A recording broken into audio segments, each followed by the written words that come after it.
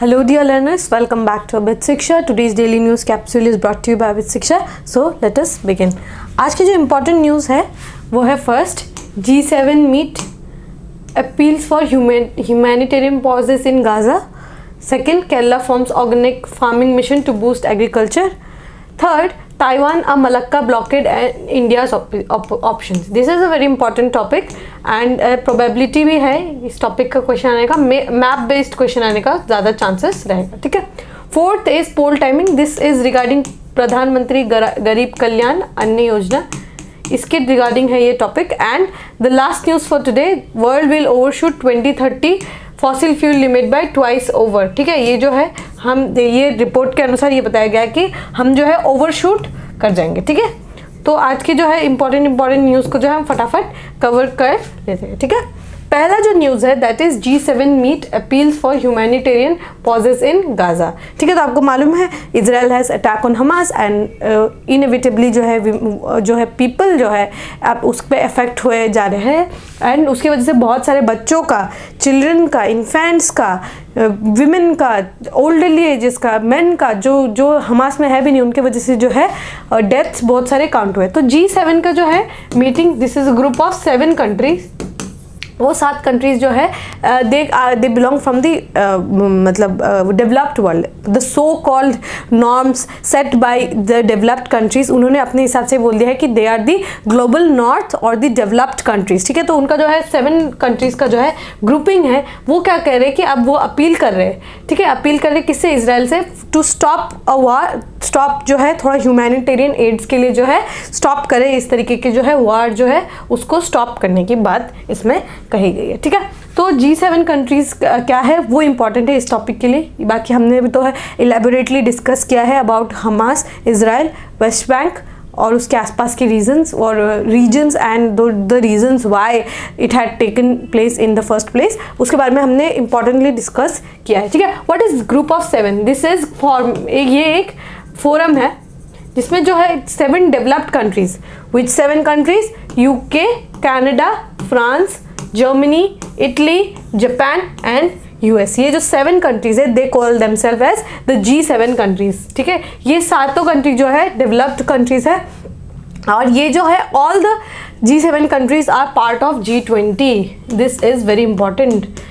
This is very important. All the G7 countries are the part of G20. ठीक है, G20 जो है इस साल इंडिया ने होस्ट कराया, अगले साल ब्राज़ील कराएगी, इससे पहले साल जो है इंडोनेशिया ने जो है इस पर वो जो है उनका प्रेसिडेंटशिप था. तो this is nothing but visual of the global south. ठीक है, ग्लोबल साउथ की तीनों कंट्रीज जो है उन्होंने जो है इस बार ये जो G20 का जो है प्रेसिडेंटशिप उनको मिला है. तो now the world order has been changing. ठीक है, अब जो है सिर्फ 7 पावर ब्लॉक्स नहीं है बट अब मल्टीलेटरल जो है पावर ब्लॉक्स इंक्लूडिंग चाइना, ये जो है पावर डायनेमिक्स और पावर शिफ्ट हमें देखने को मिला है. ठीक है, G7 का जो है अपना खुद का एक फॉर्मल चार्टर नहीं है या फिर कोई एक सेक्रेटेरिएट नहीं है. ये जो मीट हो रहे हैं ये अभी किसके द्वारा किए जा रहे हैं? जापान के द्वारा. ठीक है, now Japan has conduct this meet. ठीक है, जापान ने जो है कंडक्ट करा है ये मीटिंग. ठीक है, और ये लोग जो है पॉलिसी इनिशिएटिव लेते हैं, किस तरीके से जो है इंपॉर्टेंट टॉक्स जो है उसको वो लेते हैं, like AI, security, robotics, climate, ये सब के ऊपर जो है वो लोग डिस्कशन करते हैं. ठीक है, G7 कंट्रीज जो है makeup 10% of world population, 31% of global GDP and 21% of carbon dioxide emissions. Now see, this is very important. Like only 7 countries they account up to 10% of world population. What this means is 10% of population is emitting out 21% of global carbon dioxide emission. Now this is very much different in case of global south, because the country of global south have a huge population, but in contrast or in ratio to the population we are emitting out a very less number of carbon dioxide. So this shows a paradox wherein all the G7 countries or the developed countries are emitting out much more carbon dioxide because they are developed now. They are emitting out much more carbon dioxide than the other global south countries ना. तो ये जो है एक paradox है. सिर्फ 10% लोग जो है 21% जो है 21% कार्बन डाइऑक्साइड एमिट करते हैं। They are the largest emitter of carbon dioxide.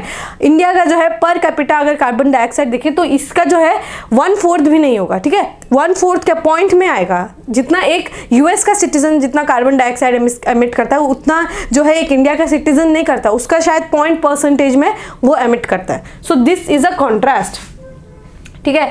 China and India are the two most populous countries with among largest GDP figures. We have the largest GDP figures of the world, but they are not part of the group. China and India are not part of G7. We have to remember that. And Russia जो है पहले ये G8 पहले हुआ करता था, G7 से पहले ये G8 हुआ करता था, बट जब रशिया ने 2014 में जो क्रीमिया का जो है एनेक्सेशन किया था उसके बाद जो है G8 से अब ये सिर्फ G7 कंट्रीज रह गई है। ये आपको याद रखना है। India and China are not the part. Russia पहले पार्ट था, बट अब वो क्रीमिया के एनेक्सेशन के बाद 2014 के बाद उनको निकाल दिया गया। नाउ ओनली द 7 कंट्रीज, ठीक है, these are the ally countries, ठीक है। दीज आर, जब सब देख सकते हैं जितनी भी कंट्रीज है वो सब एक दूसरे के एलाइज ही है, ठीक है। So the next news is Kerala forms organic farming mission to boost agriculture. Now organic is परंपरागत खेती, ठीक है। परंपरागत खेती मतलब क्या, कि जिसमें हम ऑर्गेनिक मैन्योर्स का इस्तेमाल करके जो है अगर हम खेती करें, ठीक है, अगर हम ऑर्गेनिक मैन्योर्स का यूज़ करके अगर हम खेती करें तो उसे हम क्या बोलेंगे, ऑर्गेनिक फार्मिंग, ठीक है। अब हमें मालूम है फार्मिंग अगर हमारे करते हैं, जो हमारे फार्मर्स है वो फार्मिंग करते हैं, उसमें हम NPK फर्टिलाइजर्स का यूज़ करते हैं, यूरिया का यूज़ करते हैं ना। ये क्या होता है, फर्टिलाइजर्स होते हैं। फर्टिलाइजर्स आर केमिकल, ठीक है। हम इंसेक्टिसाइड्स यूज़ करते हैं जो इंसेक्ट को मारने के लिए, पेस्टिसाइड यूज़ करते हैं पेस्ट रेजिस्ट करने के लिए, है ना। तो ये क्या होता है कि ये ऑर्गेनिक फार्मिंग नहीं होता, ठीक है। इसमें हम जो है केमिकल फर्टिलाइजर्स का यूज़ करते हैं, chemical weedicide, fungicides and insecticides और पेस्टिसाइड, ये सब यूज़ करते हैं केमिकली टू ग्रो, ठीक है, टू ग्रो द प्लांट्स को ग्रोथ करने के लिए। लेकिन ये ऑर्गेनिक मैन्युफैक्चरिंग में मल्चिंग होता है, ठीक है। मल्चिंग क्या होता है कि आप जो है खेत में जो है जो waste material from the cows goats उसका यूज़ करके जो है आप खेत में जो है न्यूट्रिएंट्स पहुंचा रहे होते हैं, आप ऑर्गेनिक मैन्योर का यूज़ करते हैं, ठीक है। तब क्या आप फार्मिंग करते हैं, उसे ऑर्गेनिक फार्मिंग बोला जाता है, ठीक है। केरला में जो है इसको बूस्ट मिला जाता है। आपको ये याद रखना है कि Sikkim is the first organic state in India, first organic state, ठीक है। Sikkim is the first organic state in India. तो अब जो है केरला गवर्नमेंट भी वहाँ पे बूस्ट दे रही है। अब ऑर्गेनिक फार्मिंग करने से क्या होगा, एक तो आपकी क्वालिटी ऑफ फूड जो है वो बहुत ज़्यादा हाई क्वालिटी का हो जाता है, ठीक है। अब अगर हाई क्वालिटी का अगर आप फूड प्रोड्यूस करते हैं उसका कहीं ना कहीं प्राइस राइज होता है, but we have to understand this कि वो जो फूड होता है उसके न्यूट्रिएंट्स ज़्यादा होते हैं, वो अपने रो एंड पॉटेंट फॉर्मेशन में होता है और वो एक्सपोर्ट फ्रेंडली भी हो जाता है। एक्सपोर्ट फ्रेंडली कैसे, जो सैनिटरी एंड फाइटोसैनिटरी मेजर्स होते हैं, ये वर्ल्ड ट्रेड ऑर्गेनाइजेशन के द्वारा जो है ऐसे मेजर्स जो है वो बनाए जाते हैं कि अगर कोई फूड है उसका जो है सैनिटरी एंड फाइटोसैनिटरी मेजर्स जो होता है उसमें चेक किया जाता है, ठीक है। तो ये जो है ऑर्गेनिक फूड जो है ये SPS जो स्टैंडर्ड्स है उसको क्वालिफाई करता है। तो अगर हम इस तरीके से अगर हम बूस्ट दें तो वो एक्सपोर्ट फ्रेंडली हो जाता है, ठीक है, और हम जो है अपने फूड प्रोड्यूसर्स को एक्सपोर्ट कर सकेंगे, ठीक है। तो केरला गवर्नमेंट ने वो लॉन्च किया है जिसमें वो क्या करेंगे, ऑर्गेनिक फार्मिंग करेंगे और क्लाइमेट स्मार्ट एग्रीकल्चर करेंगे। क्लाइमेट स्मार्ट एग्रीकल्चर के थ्रू जो है वो जो है अपना प्रोडक्शन बढ़ाएंगे। द एम इज वो जो है 5000 हेक्टेयर्स तक जो है नेक्स्ट 5 ईयर्स तक जो है वो बढ़ाना चाहेंगे। उनका टारगेट ये है कि हम 5000 हेक्टेयर्स में ऑर्गेनिक फार्मिंग करें और हर साल जो है हजार हेक्टेयर करके वो 5000 जो है उसको जो है अचीव करें, ठीक है। हर साल जो है 1000 हेक्टेयर्स में वो ऑर्गेनिक फार्मिंग करेंगे एंड नेक्स्ट ईयर फिर 1000 में, ऐसे करके वो 5000 हेक्टेयर्स को ऑर्गेनिक फार्मिंग के अंदर लाना चाहता है। Contrast to which what Sri Lanka had did, Sri Lanka what they did is उन्होंने जो है ओवरनाइट प्रोसेस लाने की कोशिश की, ओवरनाइट जो है ऑर्गेनिक फार्मिंग लाने की कोशिश की। इससे क्या होगा कि आपका प्रोडक्शन आउटपुट जो है वो कम हो जाएगा। प्रोडक्शन आउटपुट में आपको कमी देखने को मिलेगी, ठीक है, क्योंकि आप जब फर्टिलाइजर डालते हैं तो उसमें जो है यील्ड ज़्यादा होता है, लेकिन आप ऑर्गेनिक फार्मिंग करेंगे तो स्टार्टिंग में उसका प्रोड्यूस जो है वो कम होगा, बट लेटर ऑन। तो इस तरीके से कोई भी अगर हमें चेंजेस लाने, हमें जो है स्टेप बाय स्टेप जाना होगा। एक तरह से ड्रास्टिकली अगर हम चेंज लाएंगे देन हमारे पास उसका एग्जाम्पल है perfect example that is Sri Lanka. Sri Lanka में फूड क्राइसिस हो गया, फ्यूल क्राइसिस हो गया, वैसे ही कोविड के बाद रिकवर करने मुश्किल हो रहा था।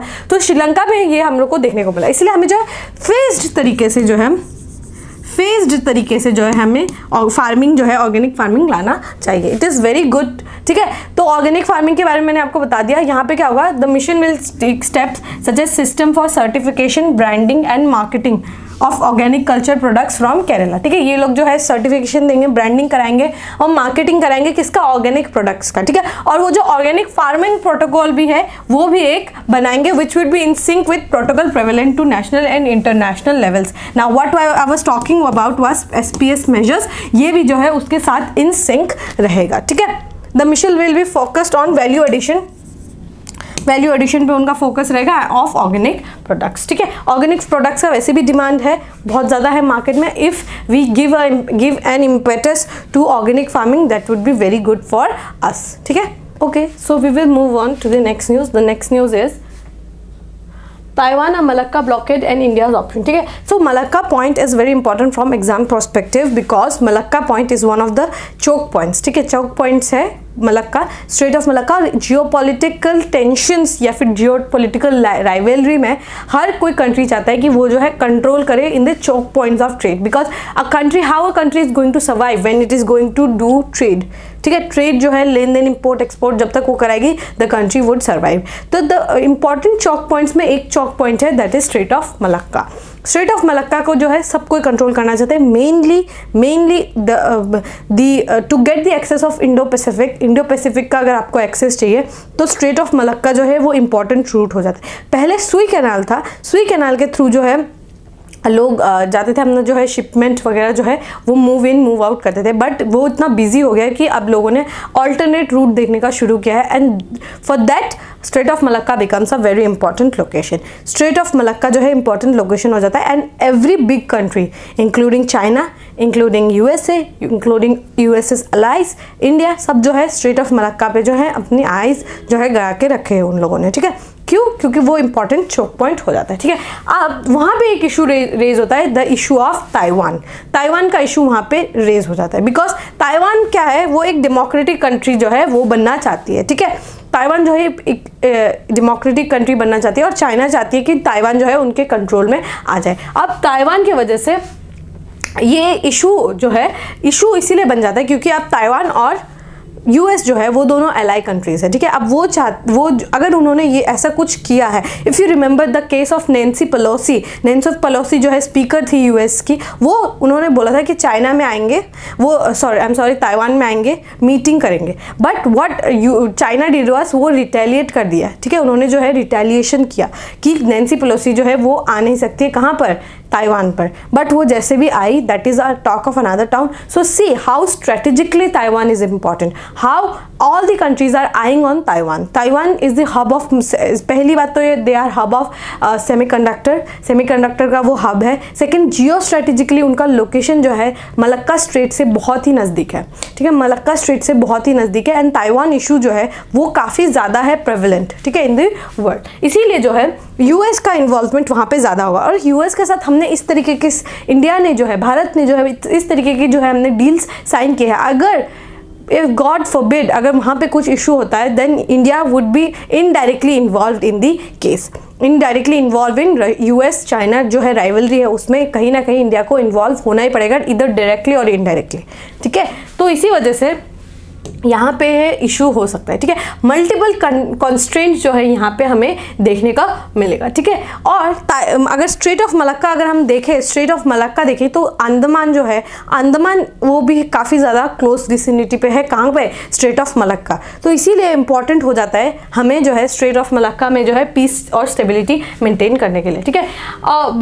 There are multiple constant in regards to India's option in strait of Malacca. First, distance क्या है, पहला जो बहुत सारे कंस्ट्रेंट है इंडिया को लेके in the strait of Malacca. First, distant blockades away from belligerent nations geography can be challenged under international law, ठीक है। स्ट्रेट ऑफ मलक्का जो है वो किसके जो है ज्योग्राफी के आसपास किसके पास आता है, that is the question, number 1 question international law पे ये सबसे बड़ा क्वेश्चन है कि वो किसके नेशन के ज्योग्राफी में आता है, ठीक है। Second, the trade that passes through the strait of Malacca is not just China's economic and energy lifeline, ठीक है।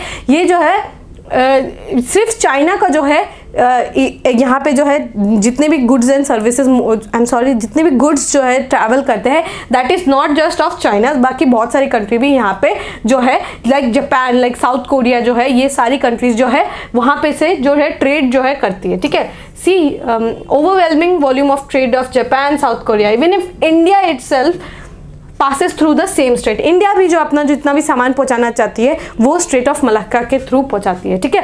Third, the channel of strait of Malacca is a long nearly 500 mile that involve the sovereignty of other state such as Indonesia. अगर आप देखेंगे geographically, अगर आप location देखेंगे तो आपको Indonesia, Malaysia, Thailand and Singapore भी जो है यहाँ पे जो है इन कंट्रीज पे भी इनवेरिएबली इफेक्ट करेगा if something happens to this area, ठीक है।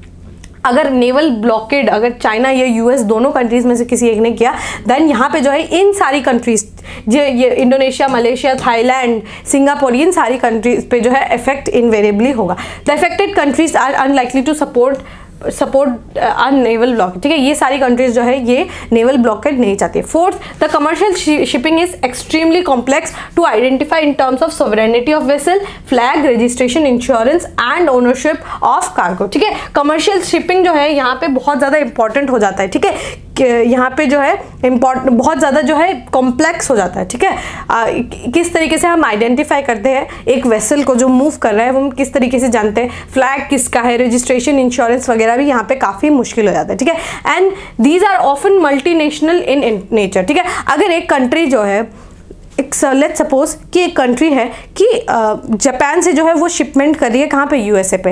अब वो अगर बोट जो है वो अगर यूएसए का हुआ, ठीक है, and the goods that are shipping are from Japan, now अगर किसी ने ये ब्लॉकेट किया, then that would be an attack on 2 countries, right. Japan भी अफेक्टेड है बिकॉज जो गुड्स है वो जापान का है, और यूएसए भी अफेक्टेड है because the boat in which the goods are been supplying वो यूएसए का है। तो यहाँ पे जो है मल्टीनेशनल नेचर का जो है वो यूज हो सकता है। May be the engineer that works in that vessel is from south Korea, India. तो हम जो है ये मल्टीनेशनल टाइप का जो है इशू बन जाता है, ठीक है, in nature and can also be changed as convenient through transshipment at any port of Southeast Asia, ठीक है। ये जो है मैं यही बताया जा रहा है कि यहाँ पे जो है काफ़ी मल्टी नेशनल अप्रोच जो है यहाँ पे बन जाता है, और किसी भी तरीके का जो है नेवल ब्लॉकेड जो है यहाँ पे इंपॉर्टेंट बहुत ज़्यादा प्रॉब्लमेटिक हो जाएगा for not just 2 countries but बहुत सारी कंट्रीज यहाँ पे जो है एडवर्सली इफेक्ट हो जाएगी। What India needs to do is, हमें जो है अल्टरनेट रूट हमें ढूंढना पड़ेगा, एंड अल्टरनेट रूट के लिए जो है सुंडा स्ट्रेट, अगर आप देखेंगे इंडोनेशिया का लोकेशन, वहाँ पे एक जो है सुंडा स्ट्रेट है, वो एक इंपॉर्टेंट स्ट्रेटेजिक लोकेशन हो सकता है। It could be a plan B for India. अगर स्ट्रेट ऑफ मलक्का में कुछ होता है, then Sunda strait could be another way through which India could travel, ठीक है। तो ये जो है ये इस टॉपिक में काफ़ी अच्छी तरीके से बताया गया है। I would highly request you कि आप जो है ये टॉपिक जो है इसको आप हिंदू से एक बार कवर करें, ठीक है। ये एडिटोरियल का टॉपिक है, वेरी इंपॉर्टेंट, और जब आप पढ़ेंगे तब इसको एटलस के साथ एक बार, मैप के साथ एक बार ज़रूर पढ़ लीजिएगा। कहाँ पे है स्ट्रेट ऑफ मलक्का, सुंडा आइलैंड कहाँ पे, इंडिया का लोकेशन कहाँ है, अंडमान का लोकेशन कहाँ है, ठीक है, वो सब लोकेशन जो है एक बार आप चेक कर लीजिए। And Bab el Mandeb, strait of Hormuz, Mozambique channel and strait of Malacca are the 4 choke points, ठीक है। तो वो चोक पॉइंट्स को आप स्ट्रेटेजिकली अच्छे से लोकेट कर ले, ठीक है। We would move on to the next news. The next news is Pradhan Mantri Garib Kalyan Anna योजना के ऊपर ये न्यूज़ है। पोलिंग टाइम के समय जो है इस तरीके का न्यूज़ है, थोड़ा सा जो है पॉलिटिकल इन नेचर है topic, but we would not see from the political angle, but we would see it from the scheme का एंगल, ठीक है। स्कीम के एंगल से हम समझेंगे, क्योंकि स्कीम्स पे क्वेश्चन जो है आया है, एंड पीएम गरीब कल्याण अन्न योजना जो है ये जो है प्रीवियस ईयर क्वेश्चन है।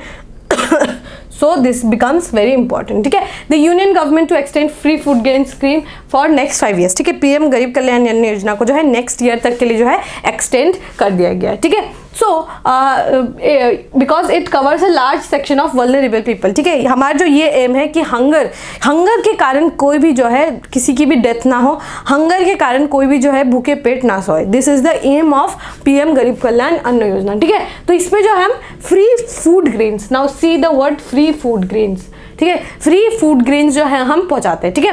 Based on national security food security act, the scheme the Pradhan Mantri Garib Kalyan Anna Yojana benefits around 80.4 crore people under categories of Antyodaya Anna Yojana and priority household. Now why I told you to see the word free food grains, because NFSA के अंतर्गत जो है हम जो है subsidised rate पे जो है फूड ग्रेन्स प्रोवाइड करवाते थे, सब्सिडाइज्ड रेट पे, ठीक है। राइस जो है 3 रुपए पर किलो, राइस जो है वो 3 रुपए पर किलो, व्हीट जो है वो 2 रुपए पर किलो, ठीक है, 2 रुपए जो है पर किलो के हिसाब से हम सब्सिडाइज रेट में जो है प्रोवाइड करते थे। बट इन केस ऑफ प्रधानमंत्री गरीब कल्याण अन्न योजना हम जो है फ्री फूड ग्रेन्स जो है वो पहुंचाते हैं, ठीक है। अब इसमें क्या है, 5 kgs of grains, 5 kgs of grains that is either wheat और राइस, और 1 किलो का जो है हम उनको जो चना हो गया, पल्सेस हो गया, वो 1 kg का हम प्रोवाइड करवाते हैं अंडर व्हाट, अंडर प्रधानमंत्री गरीब कल्याण अन्न योजना, ठीक है। अब प्रधानमंत्री गरीब कल्याण अन्न योजना कब लाया था, कोविड-19 के समय पे जो है ये लाया गया था, ठीक है। Then the scheme is provide each person जो है कवर किया जाता है, ठीक है। NFSA के अंदर जितनी भी फैमिलीज कवर की जाती है उन सबको कवर किया जाता है, ठीक है। NFSA में जिनको कवर किया जाता था एडिशनली और भी उनको जो भी खाना दिया जाता था दैट इज सब्सिडाइज रेट में 2 रुपए, 3 रुपए, 1 रुपए में जो है उनको प्रोवाइड किया जाता था। उसके अलावा उनको एक्स्ट्रा जो है फूड ग्रेन्स 5 kg प्रोवाइड किया जाता है, ठीक है, एक्स्ट्रा। दिस इज पहले जो है ये आपको याद रखना है कि NFSA के अंदर जो है उनको I am sorry subsidize rate में ये फूड ग्रेन प्रोवाइड किया जाता था, वो खरीदते थे 2 रुपए, 1 रुपए, 3 रुपए से। बट गरीब कल्याण अन्न योजना के आने के बाद क्या हुआ, इनको सब्सिडाइज रेट में तो वो मिलता है, but extra 5 kilo of grains और 1 किलो ऑफ पल्सेस जो है वो उनको एक्स्ट्रा दिया जाता है, ठीक है, इन एडिशन टू दैट, ठीक है। Under the public distribution system, जो हमारा फेयर प्राइस शॉप होता है, पब्लिक डिस्ट्रीब्यूशन राशन जो मिलता है वहाँ पे जो मिला जाता है, ठीक है। पहले ये इनिशियली 3 महीने के लिए था, बट लेटर ऑन उसको एक्सटेंड किया गया, ठीक है। Very important is the ministry which covers this. The nodal ministry is Ministry of Finance, not Ministry of Consumer Food Public Distribution, वो वाले ministry नहीं है, but Ministry of Finance is the nodal ministry, ठीक है। आपको जो है किसी भी स्टेट में हो वहाँ पे जो है उनको फ्री अवेल जो है करवाया जाएगा, अगर उनके पास 1 नेशन 1 राशन कार्ड जो है वो, अगर उनके पास राशन कार्ड रहा तो वो किसी भी स्टेट में, महाराष्ट्र का पर्सन जो है वेस्ट बंगाल में आके भी जो है अपना राशन क्लेम कर सकता है, ठीक है, इन एनीवेयर, अगर आपके पास 1 नेशन 1 राशन कार्ड अगर है आपके पास, ठीक है। और this was the news, PM गरीब कल्याण अन्न योजना के बारे में आप पढ़ लीजिएगा, वेरी इंपॉर्टेंट, प्रोबेबल चांसेस है एग्जाम में आने का, और प्रीलिम्स में भी इसको हमने देखा था और मेंस में भी हमने इस क्वेश्चन को जो है देखा है, that's why it becomes important. We will not see from the political angle कि वो जो है एक्सटेंड किया गया है कि because election are coming, that is not what we are studying here. हम जो है पूरे फुल्ली एग्जाम जो है एग्जाम पॉइंट ऑफ व्यू से हम चीज़ों को पढ़ेंगे, इसीलिए हमने जो है गरीब कल्याण को जो हमने एग्जाम के पर्सपेक्टिव से वो हमने पढ़ा, ठीक है। The last news for today is world will overshoot 2030 fossil fuel limit by twice report, ठीक है। एक रिपोर्ट आई है, रिपोर्ट में ये बोला गया है कि global consensus among countries that fossil fuel emissions must be eliminated. अगर जो है हमने अगर फॉसिल फ्यूल का जो है एमिशन को नहीं रोका तो क्या होगा, हम जो है ब्रीच कर देंगे 1.5 डिग्री सेल्सियस का जो है जो लिमिट है उसको हम ब्रीच कर देंगे, हम जो है 2 डिग्री सेल्सियस तक टच कर जाएंगे। If we touch 2 degree Celsius the emission जो है, हम जो है ग्रीन हाउस जो एमिशन होता है उसको हम रिवर्स नहीं कर पाएंगे। एटलीस्ट अभी जो हम सिचुएशन पे उसमें हम एटलीस्ट रिवर्स कर सकते हैं, बिकॉज प्लांटेशन करेंगे हम जो है ग्रीन इंफ्रास्ट्रक्चर की अगर हम तरफ जाएंगे तो हम कहीं ना कहीं उस जो ग्रीन हाउस एमिशंस जो हो रहे हैं उसका हम रिवर्स कर सकते हैं, बट 2 डिग्री सेल्सियस के बाद हम उसको रिवर्स नहीं कर सकते। हमने पेरिस एग्रीमेंट के बारे में काफ़ी एक्सटेंसिवली डिस्कस किया है, आई डोंट थिंक कि हम उसको फिर से अब रिपीट करना चाहेंगे। We all know that 1.5 degrees तक रुकना है और 2 डिग्रीज तक तो हमें रोकना ही है, उसके आगे गया तो वो इरिवर्सिबल हो जाएगा। इंडिया ने क्या किया है कि अब जो है हम लोग, आपको मालूम होगा, हमने इथेनॉल ब्लेंडिंग पे काम शुरू किया है, हम लोगों ने जो है electric vehicle, PM Kusum, you name it we are doing it, ठीक है, you name it we are doing it. Mission life हो गया, पंचामृत हो गया, हमारे पंचामृत गोल्स हो गए, इवन इन G20 ऑल्सो हमने जो है ग्लोबल बायोफ्यूल अलायंस बनाया। So we are doing the best what we can do, ठीक है। हम जो है डेवलपमेंट के साथ सस्टेनेबिलिटी को लेकर चल रहे हैं, but all the countries, all the developing countries, what we saw in the first slide कि 21% जो है एमिशन कौन करती है, द डेवलप्ड कंट्रीज। तो डेवलप्ड कंट्रीज का जो है ये जिम्मेदारी बन जाता है कि उनको जो है ज़्यादा हिस्सेदारी दिखानी चाहिए, but this is not in the case, ठीक है। अब जो है ये हमें देखने को कम मिलता है कि जो डेवलप्ड नेशन है वो आके कंट्रीब्यूट करे, ठीक है। But nation like India, nation like China, they are doing their best, ठीक है, they are doing their best, ठीक है। किस तरीके से जो है हम जो है एमिशंस को रोके, ठीक है। व्हाट इंडिया हैज़ डिसाइडेड कि 27 तक हम जो है net zero emission, net zero emission मतलब, नेट ज़ीरो एमिशन मतलब जितना हम एमिट करेंगे उतना हम जो है वापस जो है नेचर कुड एब्जॉर्ब दैट, ठीक है। हम उतना एमिट करेंगे कि नेचर जो है अपने हिसाब से उसको एब्जॉर्ब कर सके, that is the concept of net zero. और हम कब हो जाएंगे, कब तक होने का हम लोगों ने टारगेट किया है, बाय 2070 तक हम जो है नेट जीरो एमिटर बन जाएंगे, ठीक है।